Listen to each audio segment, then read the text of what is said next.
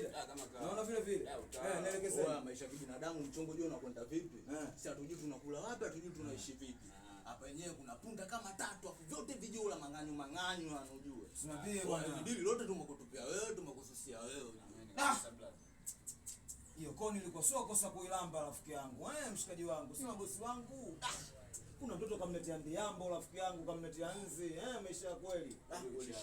Mwanangu uko zake Segelea rafiki yangu. Hapa yenyewe sielewi hata nafanyaje. Sema nini? Kwa sababu umekuja kwangu champion, akiharibiki kitu. Nipende ka 15 tu au 10 wadogo zangu. 15 au 10. Oya ndugu yangu. Afu utaona mwenyewe. Championali, maisha ya kibinadamu ujue sisi mzigo wote tunakutupia wewe. Hatujampelekea palisho yote mkuda yote ujue. Kabisa ila kwa kwenda kwanza ujue.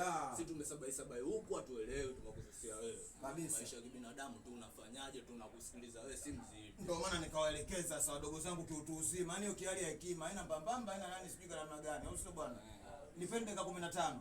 Mimi nikitoka zangu mtizi hapa, nikamwage maji. Alafu nikimwaga maji mimi nakurukia eneo yani. Wa championi bado ngwe. Kwa nidhamu saluti kwa heshima, yani hapo yenyewe kwa heshima. Alafu tunajua tunaishi vipi wadogo zangu.